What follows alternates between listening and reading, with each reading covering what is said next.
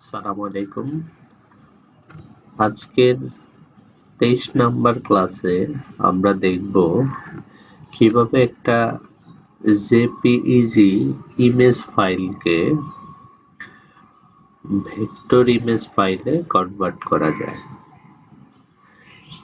JPEG image ফাইলটা যদি আমরা বেশি বড় করি সেক্ষেত্রে ফেটে যায়, আর ভেক্টর ইমেজটা কিন্তু নষ্ট হয় না। সেক্ষেত্রে আমরা ভেক্টর ইমেজ করে নিতে পারি, আর যেটার মাধ্যমে করব এই অপশনটার নাম হচ্ছে ইমেজ ট্রেস। তাহলে আমরা চলে আসলাম অ্যাডোব ইলাস্ট্রেটরের পেজে। এখন এই ইমেজটা আমরা গুগল থেকে নিয়েছি জাস্ট দেখানোর উদ্দেশ্যে যে এটাকে কিভাবে একটা ভেক্টর ইমেজে কনভার্ট করা যায়। যেমন এই ইমেজটাকে যদি আমি একটু জুম করি তাহলে দেখেন এই ইমেজের সাইড দিয়ে যেই বর্ডার গুলো আছে এই বর্ডার গুলো কিন্তু কেমন যেন এই যে নষ্ট হয়ে যাচ্ছে, এলোমেলো দেখা যাচ্ছে। আরো বড় করলে এটা অনেক বেশি নষ্ট হয়ে যাচ্ছে। এবার এই ইমেজটাকে আমি একটা ভেক্টর ইমেজে কনভার্ট করব যাতে এই সমস্যাটা না থাকে।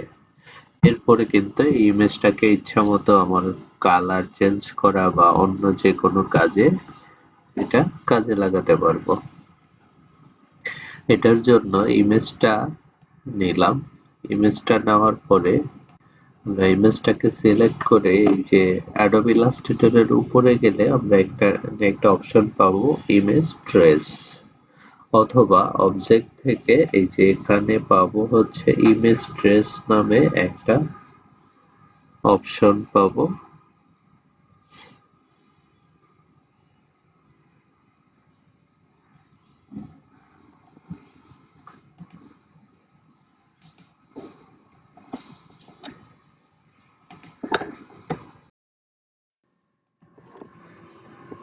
অবজেক্ট থেকে এই যে আমরা দেখতে পাচ্ছি ইমেজ ট্রেস।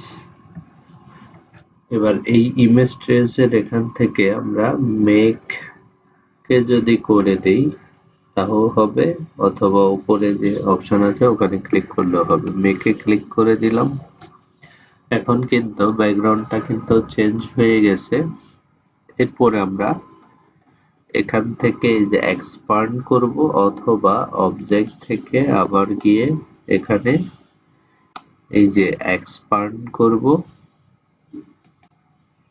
এক্সপান্ড করার পরে দেখেন এখানে কিন্তু বিভিন্ন অ্যাঙ্কর পয়েন্ট বসে গেছে, ডট বসে গেছে, যেভাবে আমরা নতুন করে কোনো ইমেজ ড্রয়িং করলে ওটার উপরে অ্যাঙ্কর পয়েন্ট অ্যাড হয়। এবার এটাকে আমরা রাইট বাটনে ক্লিক করে এই যে আনগ্রুপ করব। এরপরে খালি জায়গায় ক্লিক করব, আবার যদি ক্লিক করি এখনো কিন্তু এরপরে আবার আচ্ছা, এখন আমরা যদি এখান থেকে এটাকে সিলেক্ট করে ডিলিট দিয়ে দেই, এইটাকেও সিলেক্ট করে ডিলিট দিয়ে দেই, এটাকেও এই যে এই কর্নারে একটু আছে সিলেক্ট করে ডিলিট দিয়ে দিলাম। এবার এই ইমেজটাকে সিলেক্ট করে আমরা একটু ডানে নেই, তাহলে দেখা যাবে এই যে এখানে কিন্তু শুধু যে ভেক্টর ইমেজটাই আছে আর কিছু নেই।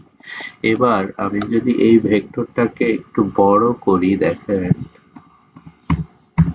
তাহলে কিন্তু একটু আগে যেই ইমেজটা প্রথমে আমরা ওপেন করে দেখাচ্ছিলাম সাইড দিয়ে এলোমেলো হয়ে যাচ্ছে, ফেটে যাচ্ছিল, আর এখন কিন্তু এই ইমেজটাকে অনেক বেশি বড় করলেও এটা আর নষ্ট হচ্ছে না।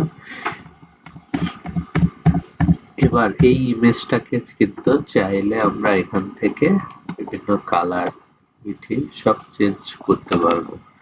এবং ইমেজটাকে পুরোটাকে সিলেক্ট করলাম। সিলেক্ট করার পর আমরা এখান থেকে এই যে ডিফল্ট কালার যেটা আছে সেটাই ক্লিক করলাম। ক্লিক করার পর এখান থেকে ফিল কালার থেকে আমরা কি কালার নিতে চাই এরকম একটা কালার এখানে দিয়ে ওকে করব। ওকে করার পরে যেখানে স্টকও একটা কালার আছে, স্টকটাকে আমরা নান করে দিই। রান করে দেওয়ার পরে এখানে কিন্তু এইটার কালারটা চেঞ্জ হয়ে গেল। এভাবে আমরা কোনো একটা ইমেজের কালার চেঞ্জ করে ওটাকে কিন্তু অন্য যে কোনো কাজে লাগাতে পারবো। নিজের ইচ্ছা মতো এখানে যে কোনো ইমেজে যে কোনো কালার আমরা কিন্তু অ্যাপ্লাই করতে পারবো।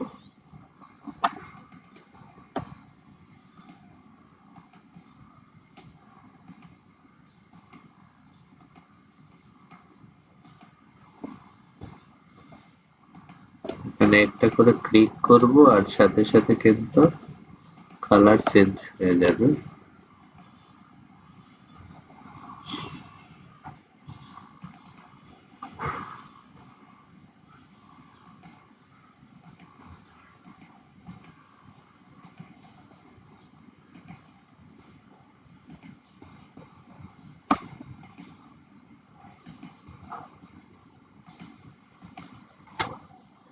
এভাবে ইমেজকে আমরা আমাদের নিজের ইচ্ছা মতো কালার চেঞ্জ করে ওটার মধ্যে আবার বা অন্য কোনো ডিজাইনের মধ্যে নিয়ে এটাকে আমরা কাজে লাগাতে পারি।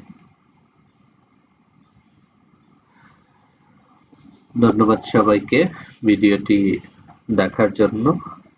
এখন আমি এখানে একটা দেখায় পাতার বা ফুলের ডিজাইন দেখাইছি, আলপনা ডিজাইন। আপনারা যে কোনো ধরনের ইমেজকে কিন্তু এরকম করতে পারবেন। পরবর্তী ক্লাসের ভিডিও পাওয়ার জন্য যারা এখানে নতুন আছেন এই চ্যানেলে সাবস্ক্রাইব করে বেল আইকন অন করে রাখবেন এবং ভিডিওটি ভালো লাগলে লাইক, কমেন্ট এবং শেয়ার করে অন্যদের দেখার সুযোগ করে দিবেন।